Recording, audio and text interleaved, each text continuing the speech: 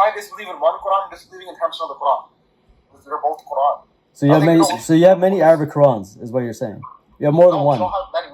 We just have. We have the. No. Hold on. I just showed you 2 Qurans in the Arabic, and one says one thing and one says another, and you take the position that both are correct. So you have 2 different Qurans. They're recitations. I understand. There are differences in recitations. I understand. So the verbatim, the eternal word and speech of Allah is different in 2 different ones.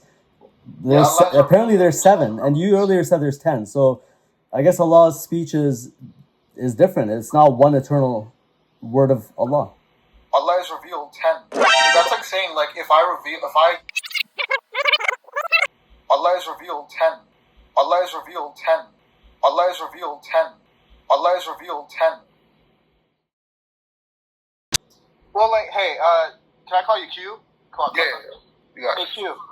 Just understand the Christian perspective, right? We translate the Bible from we have Greek manuscripts and the Old Testament's from the Hebrew manuscripts that we have. So you gotta understand this. Like, what am I trying to say? Like,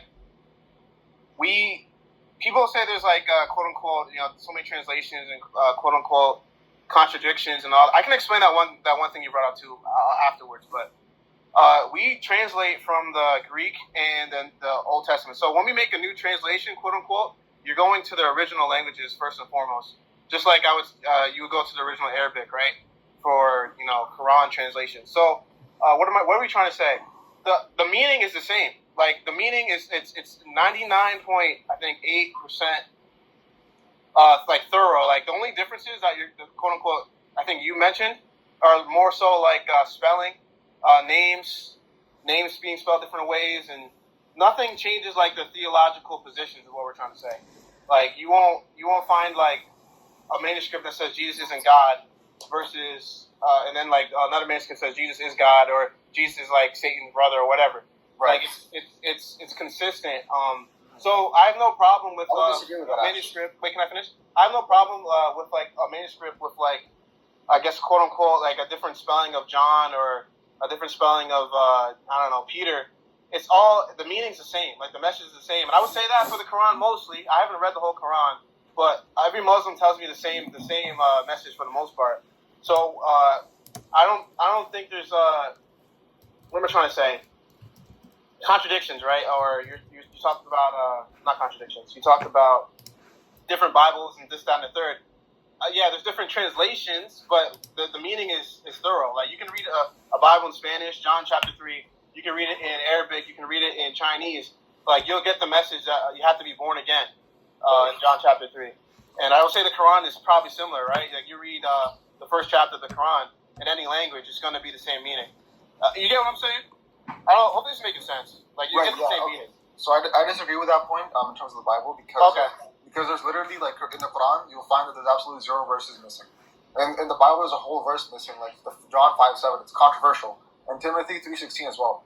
These are found in some manuscripts and not found in like others. So that's literally like there's a verse missing. There's nothing like that in the Quran. All the verses are there. They're just recited differently and they have different meanings. And it's on purpose. It's literally on purpose. Like, we know. Wait, Q. Can I slow you down real quick? So you said if a holy book from God is potentially missing a verse, then I guess you can't believe in the religion or you can't trust it, right? Is that what you're saying? Then you would have to say like, it has contradictions and like you would have to question it. Oh, okay, one sec, Hamza. Wait, hey, Zayak Naik, can you just bring up that one hadith we were talking about? The stoning and breastfeeding? Yeah, because he just said the suckling. Yeah. Sorry, before we jump there, can I just can I read a hadith quickly? Just on the same topic we were discussing. Because right now we're switching topics. We're going to the whole different thing. And I just want to wrap it up with this hadith. Is that okay? Yeah, okay. And I want to get your thoughts on this. Also, tell me what book. Okay, so it's Sahih Bukhari. Okay. Volume 3, Book 41, number 601. Okay. And I'll read out loud. You can follow along. Right. Okay, so you ready? Yeah. Okay, narrated by Umar bin al-Khattab. I heard Hisham bin Hakam bin Hazam reciting Surat al-Furqan in a way different of that of mine. In a way different of that of mine. Allah's apostle had taught it to me in a different way. So I was about to quarrel with him during the prayer, but I waited till he finished. Then I tied his garment round his neck and seized him by it and brought him to Allah's apostle and said, I have heard him reciting Surat al-Furqan in a different way to the way you taught it to me. The Prophet ordered me to release him and asked Hisham to recite it. When he recited it, Allah's apostle said, it was revealed in this way. He then asked me to recite it. When I recited it, he said it was revealed in this way. So notice, there's two different ways of recitation. The Quran has been revealed in 7 ahruf, so recite it in the way that is easier for you. Now, when it comes to a contradiction like Surah 37 verse 12, but you wonder while they mock, Ejepta, and then in the Khalaf version, Allah says, but I wonder while they mock. So in one Arabic Quran, Muhammad is amazed, and in another Arabic Quran, Allah is amazed. And when it comes to different recitations, if it was coming from different accounts, different persons, then I would put it under the realm of, okay, this is selective information. They both wondered or they were both amazed, but it's coming from Allah, and this example contradicts. So to me, it's a clear-cut contradiction. Where does it say contradiction in that whole? No, 37 verse 12. It's an opposite meaning. It's not the same meaning. It doesn't say they both were amazed. One says I was amazed. The other says you were amazed. Hey everyone, we'll get back to the video in just a moment. It's time for the name draw for my Patreon and YouTube members. In our last name draw, we gave away a 10 sticker bundle. These are just a few of the stickers. In today's name draw, I'll be giving away this Isaiah 53 hat. This is just another way to say thank you for supporting the work. So let's get right to it. I have my my pot here with a bunch of names in it, and I'll be pulling out a name. Let's see here. All right, okay. So let me just cover the username here. So we have Sin. So I actually recognize this person. I've seen a lot of your comments, if not all your comments. Thank you for your comments and thank you for your support. If you're watching this, please email me here indicating that this is you on either Patreon or YouTube, and I'll have this Isaiah 53 hat shipped out to you as soon as I can. So what I'll need is a screenshot verifying that this is you. All right, thank you guys, and back to the video. The Prophet heard these recitations and they said, yes, this is both Quran. Stop saying they're different Quran. It's all the same thing. When we read the Quran, for example, if I say, I don't believe in, for example, the Khalf and Hamza Quran, that means I disbelieve in 10% of the Quran. You're making a weird argument. Either it's both meanings, right? According to one scholarly opinion, obviously it's both meanings. Like it could be they're both Quran. It's not like, this reading is this and they're contradicting. No, it's either they're both meaning, or you add that phrase, Sayyidina Muhammad, and then that makes it literally the same meaning. Okay. Because of, like, the grammatical if the tables were turned around and we had the position that, look, the Bible is word for word, letter for letter, eternally written on tablets in heaven.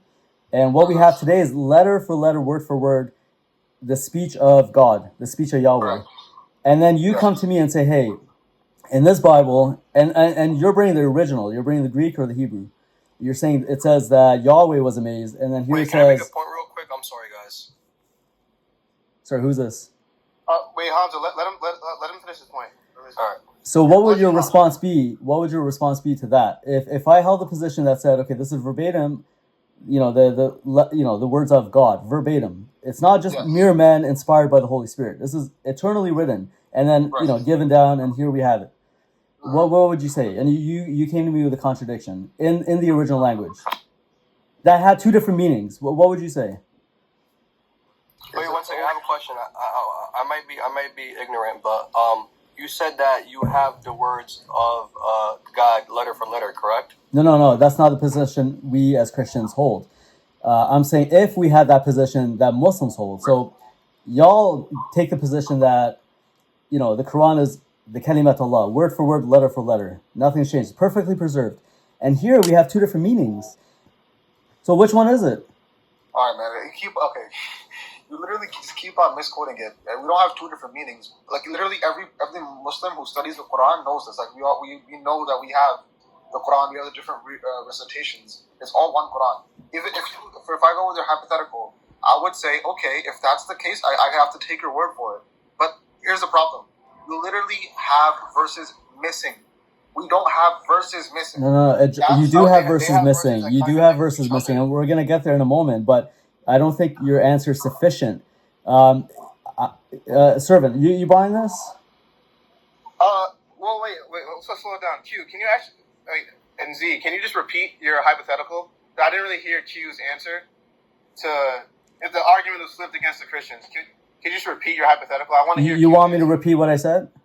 Yeah, if we came to you just said it. If we came to you guys saying we have one Bible, letter for letter, written on tablets from God, and then you came bringing like with the original languages, you have this manuscript that says this, and this manuscript that says that. Would we be honest in saying that we have one Bible from God, letter from letter, mouth of God on tablets? When you showed me two different, I guess quote unquote recitations of two different verses. You get what I'm saying? So I need to stress this point. We don't have one author. We have 40 authors, over 40 authors. Okay, the Quran has one author, and we, to show a bit of contrast here, we don't take the position that it's verbatim the speech of Yahweh or Christ. Look at the Quran, it's verbatim the speech of Allah. So which is it? Who wondered? Now the answer is okay, there's 7 ahrufs. What are those? We don't know. 7 recitations. What do you mean you don't know? There's no internal contradiction. Whereas in the Bible, or let me just give you an example of like what internal contradiction. I think we're missing this a little bit here. For Isaiah's age, right? In one place it says 22. In one place it says 42. I can answer that. It not be 42 and 20 at the same time. It's a scribal error. So if you look at, I'm going to address this quickly. I want to come back to this point. If you look at Hebrew, ancient Hebrew did not have numeric digits. So they took letters, and the letters equaled, numbers. So, A would be 1, B would be 2, and so on and so forth. Correct. Now, if you look at, for example, let me just pull up the picture because I have it here. I can't show it to you, but I want to look at it myself here. If you look at, for example, 22 or 2. Hey, I appreciate the patience though, Q. You're the first guest up today, so it's been going well. Sorry. Let's continue this. I'll wait for Z to come back up. Oh, I didn't mean to mute myself. Am I muted? Yeah, when you exit the app, we won't be able to hear you. Oh, okay. I won't exit anymore. Okay. Yeah, that's why I got my iPad with me. I'll stay in. That's fine. Okay, so basically, I'm not looking at the numbers and the letters right now, but for example, if you take the number 2, it's a backwards C, I believe, in Hebrew. So what a backwards C would look like for us, that would be 2. If you put 2 of those together, it's 22. Now, if you put a line in one of the backwards C's, it changes the numbers. So a scribal error like that could happen, and we see a pattern of numeric digits contradicting in the Old Testament. 700 chariots versus 7,000 or something like that. 22 and 42. So one line in a letter could change the number. So that's a scribal error. That's not a contradiction from the original text, which we don't have, but we see copies of these texts, and then we see scribal errors. That's fine. And you can look up Why is the verse missing though? Why is the verse not there? What verse? The John chapter 5:7. No, I'm addressing Ahaziah being 22 or 42. Yeah, so did you get my answer? You caught my answer? Even the thing is you're being hypocritical, right? Even in the Quran, bal ajabta bal ajibtu. They literally have one haraka. There's one difference. Okay, so if you take the position that textual variance exists in the Quran, and that's okay, that's fine. But for the majority of Muslims, they take the position that there are no textual variants. This is what we've heard for decades. here's the thing. Here's the problem. Your variants occur because of human mistakes. Because a human was transcribing as a transcribal error, or whatever it might be, right? But we know for a fact that this is what God said, and this is what God said. Both of these are from God. There's a difference. Okay, I can't help you, man. If you don't see the contradiction, I mean, look, one person, Allah, is saying two different things in the same verse. In the same verse. Dude, how do you see where we're coming from? It's not a contradiction. I already gave you an example. That's okay. I'm not going to argue, man. You're being dishonest here. I already gave you an example of can I be impressed at something and another person also be impressed at something. And I answered, I said yes, but I don't see that in the text. That's how this is not a contradiction. And we take the opinion, even though if I'm going to agree with you on the point of the second opinion, where it says these both meanings are as it is verbatim, even then, it's not a contradiction. It's not saying Allah wondered and then it says Allah didn't wonder. Look, it's two different recitations, two different meanings, two different recitations. We're not dealing with, a synonym. We're dealing with a different meaning, an opposite meaning. You and I, it's two different things. That's what I'm saying. Okay, Allah and Muhammad, they're two different people. Who was amazed? Yeah. Allah or Muhammad? Both. No, that's not what the verse says. That's not what the verse says. One says Allah, another Quran says Muhammad. So that's two. So who is right? Which recitation is right? Both is right? I already told you. They're both Quran. Okay, so you have many Qurans in Arabic. Every Muslim in the world believes in the 10 Sahih Quran, and they also say that all these meanings are correct. That's the entirety of the Quran. If I disbelieve in one Quran, I'm disbelieving in 10% of the Quran. They're both Quran. So you have many. So you have many Arabic Qurans, is what you're saying. You have more than one. We don't have many. We just have. We have the. No. Hold on. I just showed you two Qurans in the Arabic, and one says one thing and one says another, and you take the position that both are correct. So you have two different Qurans. They're recitations. I understand. There are differences in recitations. I understand. So the verbatim, the eternal word and speech of Allah is different in two different ones. Apparently there's 7, and you earlier said there's 10. So I guess Allah's speech is different. It's not one eternal word of Allah. Allah is revealed 10. That's like saying Allah is revealed 10. Allah is revealed 10. Allah is revealed 10. Allah is revealed 10. Wait, Q. I think our point is our starting point. That's why I reiterated from the beginning. You guys said you have one Quran, right? Eternally preserved, word for word. This is why I said this in the beginning. And you said yes. So then Quran, right? One Quran with 10 different recitations, all recitations preserved, and we know for a fact that God spoke or God revealed these verbatim to the Prophet Muhammad because he confirmed them, and then thousands of people around him confirmed that this is how the Quran is headed. Even when the Quran was being revealed, they all knew, okay, this is a Quran, right? The hadiths are quoting. Both of those Sahabi were not masters of the Quran. Both of them weren't. The master of the Quran, for example, Ubay ibn Ka'b, right? You have Ali ibn Talib. These are the experts of the Quran, and these people already knew everything, right? So they're the ones who knew. So, some people are unaware of this, but this is literally what it is. The Quran is revealed in 10 different forms. That's literally it. So convey 10 different meanings. Wait, can I There you go. He just said it right there. 10 different meanings. 10 different meanings. So the meanings are different. So when we said earlier that our manuscripts have variants, but it's just spelling or different ways of saying the same meaning.